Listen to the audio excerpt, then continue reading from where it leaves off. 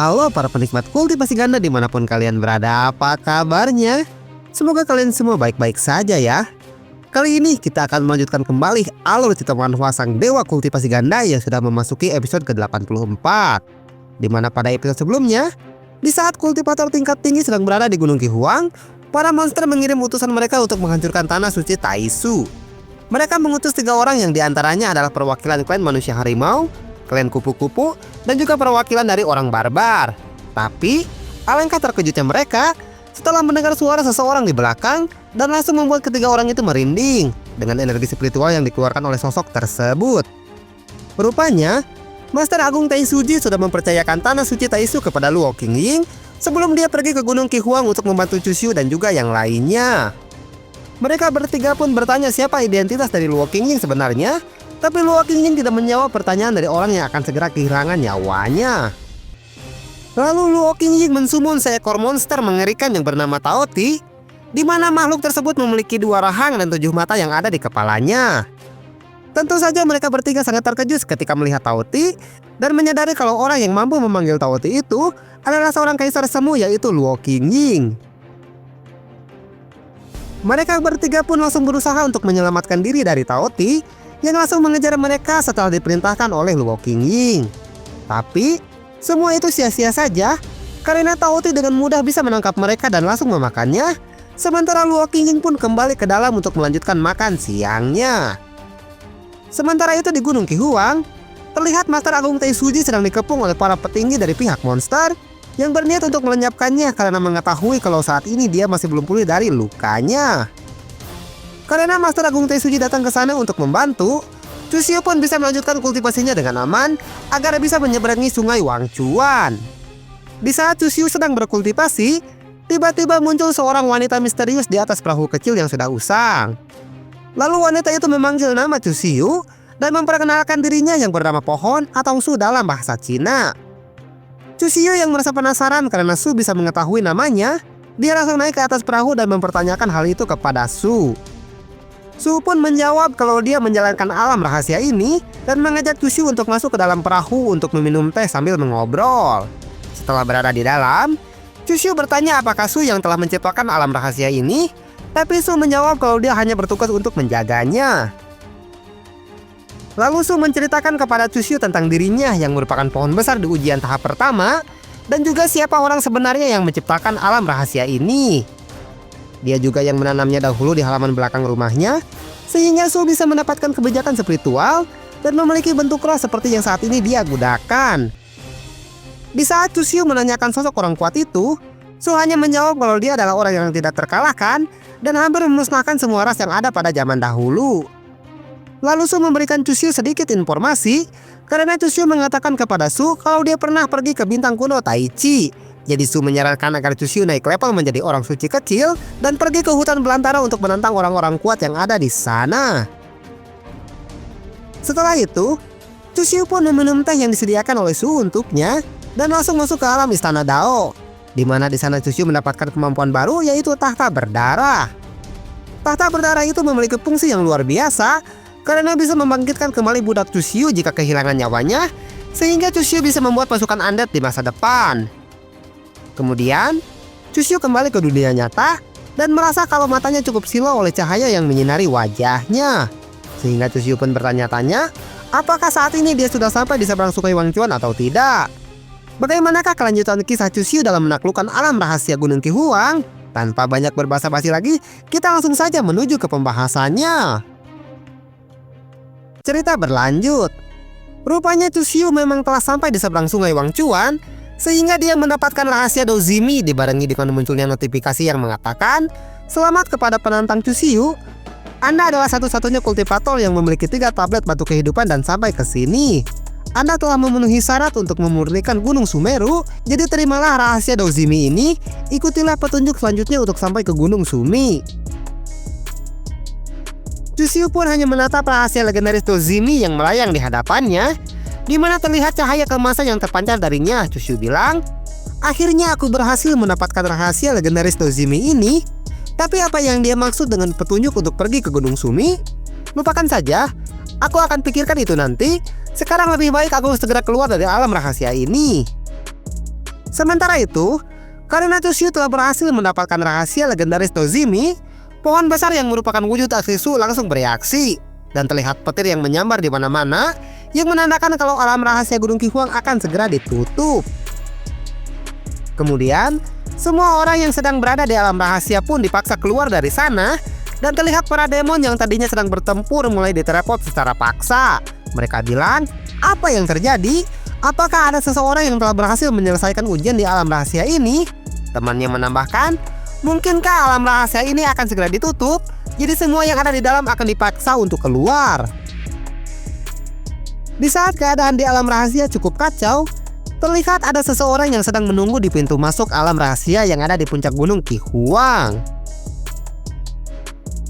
Rupanya orang itu adalah Feng Yao yang sedang menunggu kepulangan Chushu. Dia bilang, apakah kau berhasil mendapatkan rahasia legendaris Dozimi? Chushu menjawab, aku sudah mendapatkannya dan sekarang alam rahasia akan segera ditutup. Jadi semua yang masih tertinggal di dalam akan dipindahkan secara paksa. Lalu Chushu malah langsung merangkul Feng Yao setelah sampai di dekatnya. Karena di sana tidak terlihat ada orang lain selain mereka berdua. Jadi Chushu memanfaatkan kesempatan itu untuk bermesraan dengannya. Chushu pun langsung memeluk Feng Yao yang membuatnya merasa malu. Chushu bilang, tapi sayangnya saat ini aku tidak bisa mengajari orang lain tentang Dozimi. Karena jika aku bisa melakukannya, aku pasti akan mengajarkannya kepadamu. Feng Yao pun langsung mengambil jarak dari Chushu setelah dia berkata seperti itu kepadanya. Dia bilang, kau salah paham. Aku bertanya kepadamu apakah kau telah mendapatkan Dozimi? Bukan berarti aku juga ingin mendapatkannya. Aku menunggumu di sini hanya untuk mengucapkan selamat kepadamu dan tidak ada maksud yang lain. Chushu malah kembali memeluk Feng Yao dan tangannya pun kelayapan sehingga wajah Feng Yao langsung memerah. Chushu bilang, kau jangan berkata seperti itu karena aku benar-benar ingin mengajarkannya kepadamu. Tapi sebelum Chushu merayu Feng Yao lebih jauh lagi, tiba-tiba saja datang ke sana Kim Mengdi yang menaiki perahu terbang dan dia langsung berdehem ketika melihat Chushu sedang memeluk Feng Yao, yang membuat wajah Chushu langsung berubah pucat setelah mengetahui kalau Kim Mengdi telah datang ke sana. Mereka berdua pun langsung berbalik dan memberi salam kepada Kim Mengdi. Terlihat Feng Yao yang merasa sangat malu langsung menundukkan wajahnya. Dia bilang, aku memberi salam kepada Master Gunung Yunxia. Sementara Chushu, dia terlihat kebingungan sampai-sampai tidak bisa berkata apa-apa setelah Kim Mengdi memergokinya saat sedang menggoda Feng Yao. Kim Mengdi pun tidak membahas hal itu sama sekali dan langsung menyuruh Chushu untuk ikut pulang dengannya. Dia bilang, kau murid pengkhianat, cepat ikutlah denganku. Chushu pun langsung ikut bersama Kim Mengdi untuk pulang dan tidak mengungkit sama sekali tentang apa yang baru saja terjadi di sana. Chushu bilang, baiklah Master. Feng Yao, aku pergi dulu, sampai jumpa lagi nanti, ucap Chushu yang berjalan meninggalkan Feng Yao. Lalu perahu terbang itu pun berangkat untuk kembali ke wilayah tanah suci Taisu. Setelah Chushu berhasil menyelesaikan alam rahasia dan mendapatkan rahasia legendaris Dozimi di sana. Di dalam perahu, Kim Mengdi memanggil Chushu untuk masuk ke dalam kamarnya untuk memberikan laporan tentang semua yang terjadi di alam rahasia. Dia bilang, murid pengkhianat, kemarilah, ada yang ingin aku tanyakan kepadamu. Chushu pun langsung berjalan mendekati Kim Mengdi tanpa menaruh curiga sama sekali kepada masternya tersebut. Setelah Chushu mendekat, Kim Mengdi langsung mencubit pipi Chushu dengan sangat keras dan dengan wajah yang terlihat kesal. Dia bilang, kau benar-benar murid pengkhianat. Apakah kau menginginkan mastermu ini untuk mempersiapkan upacara pernikahan yang meriah bagi kalian berdua? Chushu menjawab, ya, tapi aku mau kalau master yang menikah denganku. Kalau tidak, aku tidak mau melakukannya. Wajah Kim Mengdi pun langsung memerah karena merasa malu setelah Chushu berkata seperti itu kepadanya. Dia bilang, siapapun pasangan yang akan kau pilih, pikirkan semua itu dengan baik. Jangan sampai kau menyesal di kemudian hari. Chushu malah terus menggoda Kim Mengdi. Dia bilang, Master, aku sangat menyukai sifat arogan tapi malu-malu seperti ini karena kau terlihat lebih cantik dari biasanya. Kim Mengdi pun langsung memalingkan wajahnya setelah Chushu kembali menggodanya. Dan dengan nada yang terdengar kesal, dia bilang, hentikan omong kosongmu itu. Kau pikir aku tidak tahu kalau kau adalah pria yang sangat tidak tahu malu. Tapi Chushu malah tersenyum saja mendengar Kim Mengdi yang memarahinya. Karena seperti biasa, Chushu dengan mudah bisa menjinakkan Kim Mengdi kalau dia sedang marah kepadanya. Lalu Chu Xiu menuangkan teh sebagai permintaan maaf kepada Kim Mengdi, dan Kim Mengdi pun mulai membicarakan topik utamanya. Dia bilang, "Apakah kau sudah mendapatkan dozimi?" Chu Xiu pun hanya mengangguk untuk menjawabnya. Kim Mengdi kembali berkata, "Itu bagus. Sekarang kau harus lebih berhati-hati dan jangan tampil mencolok di depan orang-orang, karena selain demon dan orang barbar, dari pihak manusia pun sekarang sedang memperhatikanmu." Mendengar pertanyaan dari Kim Mengdi, Chu Xiu malah kembali menggodanya. Dia bilang, "Master, apa kau sangat mengkhawatirkanku?" Kim Mengdi pun langsung memalingkan wajahnya karena dia merasa malu mengakui kalau sebenarnya Kim Mengdi memang mengkhawatirkan Chu Xiu. Dia bilang, "Cih, aku hanya mengkhawatirkan masa depan tanah suci Taisu, karena jika kau sampai tiada, entah apa yang akan terjadi kepada tanah suci Taisu kita." Karena merasa kalau Kim Mengdi sudah berhasil dia jinakkan, Chu Xiu pun langsung memeluknya dari belakang yang membuat Kim Mengdi merasa malu. Chu Xiu bilang, "Apakah itu adalah alasan sebenarnya? Ataukah Master memang tidak menginginkan kalau aku sampai kehilangan nyawaku?" Kim Mengdi menjawab, "Omong kosong macam apa itu? Murid pengkhianat, cepat lepaskan aku." Tapi bukannya melepaskan Kim Mengdi, Chu Xiu malah merebahkannya di ranjang. Sehingga Kim Mengdi ngegoak keluas. Chu Xiu bilang, "Master, bukankah perpisahan denganku lebih baik daripada pernikahan? Ataukah kau lebih menginginkan pernikahan daripada perpisahan?" Chu Xiu pun langsung memegangi wajah Kim Mengdi dan mendekatkan wajahnya sendiri kepadanya. Chu Xiu bilang, "Kalau itu yang kau inginkan, malam ini tolong ajari muridmu tentang bagaimana caranya menjalankan pernikahan." Kim Mengdi pun hanya diam saja karena dia juga tidak bisa bergerak setelah Chu Xiu memeganginya dengan erat dan membuat Kim Mengdi pun tidak bisa lagi berpikir dengan jernih. Lalu Chu Xiu pun memegangi tangan Kim Mengdi dengan kuat sehingga Kim Mengdi tidak bisa berbuat apa-apa lagi. Dia bilang, "Apa yang sedang kau bicarakan itu? Cepat lepaskan aku." Dan Chu Xiu pun berlatih untuk upacara pernikahan dengan melakukan kultivasi ganas sepanjang malam bersama master tercintanya Kim Mengdi. Keesokan harinya, perahu terbang yang ditumpangi oleh mereka berdua pun sampai di wilayah tanah suci Taisu, dan terlihat sudah ada beberapa orang yang menunggu kepulangan dari mereka berdua. Terlihat di sana ada Hua Luope dan beberapa orang yang lainnya. Chu Xiu pun langsung memberi salam kepada mereka. Dia bilang, "Aku Chu Xiu memberi salam kepada para raja suci." Dan mereka pun menerima salam dari Chu Xiu dengan tersenyum kepadanya tanpa berkata apa-apa. Identitas dari 4 raja suci selain Hua Luope diantaranya adalah dari keluarga Ye, yaitu Ye Tianhong, dari keluarga Jiang, yaitu Jiang Wudi, dan raja suci dari tanah suci Ye Guang, yaitu Quan Zhu. Dia bilang, "Selamat datang anak muda, cepat kemarilah."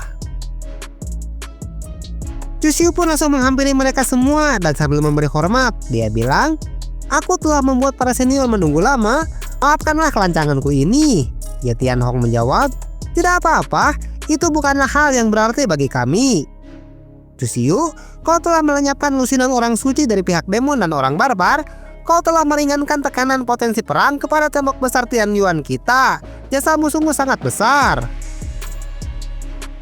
Lalu Chu Xiu mengeluarkan beberapa botol ramuan dari cincin penyimpanan miliknya. Dia bilang, "Seniornya terlalu memuji, aku hanya kebetulan saja melakukan itu semua. Ngomong-ngomong, aku membawakan oleh-oleh dari alam rahasia Gunung Qihuang. Di sini ada beberapa botol ramuan ajaib." Chu Xiu pun menjelaskannya kepada mereka semua tentang ramuan itu. Dia bilang, "Ini adalah air ilahi tidak berakar. Aku khusus menyiapkannya untuk para senior." Qianzu pun langsung tertawa bahagia dan berterima kasih kepada Chu Xiu. Dia bilang, "Kau anak muda memiliki masa depan yang sangat cerah. Jika di masa depan kau memerlukan bantuan, jangan ragu untuk datang menemuiku." Lalu ketiga raja suci itu pun memutuskan untuk segera kembali setelah menyampaikan terima kasih mereka atas pencapaian Chu Xiu di alam rahasia Gunung Qihuang. Quan Zhu bilang, "Jaga dirimu baik-baik karena kami harus segera kembali." Chu Xiu pun mengantarkan kepergian mereka bertiga dan sambil memberi hormat, dia bilang, "Semoga perjalanan para senior menyenangkan dan berjalan dengan lancar." Setelah mereka bertiga pergi dari sana, Chu Xiu pun duduk di sebelah Hua Luofei. Dan Kim Mengdi pun memberikan mereka berdua waktu untuk mengobrol. Dia berniat pergi dulu dari sana. Dia bilang, "Kalian berdua mengobrollah dan nikmati waktu kalian. Aku akan kembali dulu ke perahu untuk tidur siang sebentar."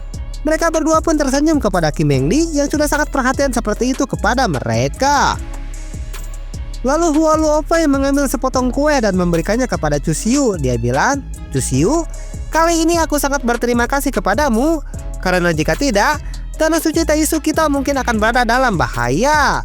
Sambil memegang tangan Hua Luofei, Cusiu menjawab, "Aku yakin, bahkan jika aku tidak berbuat apa-apa sekalipun, tanah suci Taisu kita akan bisa melewati krisis ini dengan baik." Hua Luofei pun tiba-tiba langsung batuk karena dia merasakan kalau luka dalamnya kembali kambuh, dan Cusiu langsung memeganginya sambil berkata, "Karena menolongku untuk melewati bencana petir tubuh suci, kau menjadi sangat menderita seperti ini. Dan aku belum sempat mengucapkan terima kasih secara langsung kepadamu." Tentu saja Hua Luofei pun sangat terkejut mendengarnya, karena saat menolong Cusiu untuk melewati bencana petir, dia menggunakan identitasnya sebagai Master Agung Taisuji dan bukan sebagai Hua Luofei. Dia bilang, "Ternyata kau sudah mengetahuinya, kau ini memang tahu segalanya."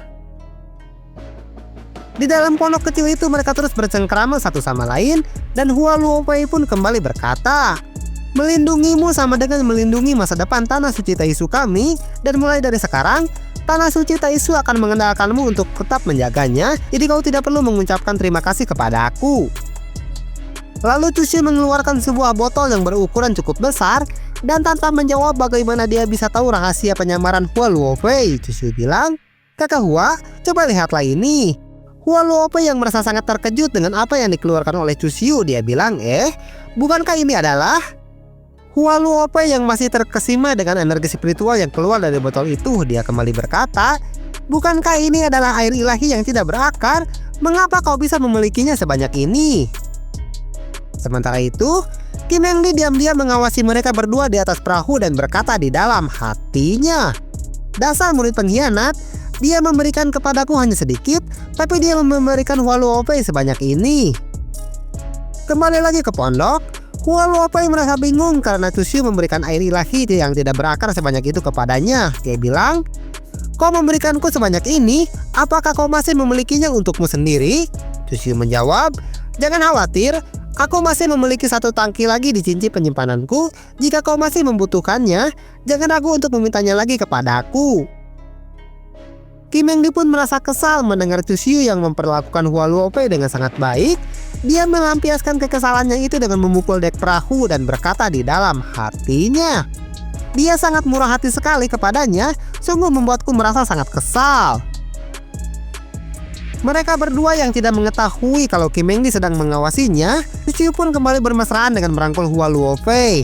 Dan Hua Luofei pun bertanya kepada Cusiu tentang tujuan selanjutnya. Dia bilang, "Cusiu, apa rencanamu setelah ini? Apakah kau akan melanjutkan untuk berkultivasi, atau kau memiliki rencana yang lainnya?" Sambil memegang tangan Hua Luofei, Cusiu menjawab, "Aku akan kembali ke istana tanah suci Taisu terlebih dahulu. Aku berniat untuk beristirahat sambil berkultivasi di sana." Hua Luofei menjawab, "Kebetulan aku juga berniat untuk kembali sekarang, jadi kita bisa pergi bersama ke sana." Tapi Kim Heng Lee tiba-tiba menyela pembicaraan mereka yang membuat mereka berdua terkejut dan berbalik ke belakang. Kim Heng Lee bilang, "Bukankah tidak sopan jika seorang murid pergi dengan seorang Master Agung menggunakan portal? Jadi kami akan kembali menggunakan perahu terbang kami." Hua Luofei yang tidak mengerti dengan apa yang dimaksud oleh Kim Heng Lee, dia pun bertanya kepadanya, "Bukankah perahu terbang itu berjalan dengan lambat? Akan lebih efisien jika kembali bersamaku menggunakan portal. Aku akan langsung membawa kalian untuk pergi ke istana tanah suci Taisu." Tapi Kim Heng Lee menolak tawaran dari Hua Luofei dan sambil menyilangkan tangannya, dia bilang, "Terima kasih banyak atas tawaranmu, Master Agung, tapi Cusiu memiliki pertanyaan tentang kultivasi dan hanya aku yang bisa menjawabnya. Jadi kami memutuskan untuk membahas tentang hal itu dalam perjalanan pulang." Lalu Kim Heng Lee menatap Cusiu dengan tajam dan kembali berkata, "Muridku, apakah benar seperti itu?"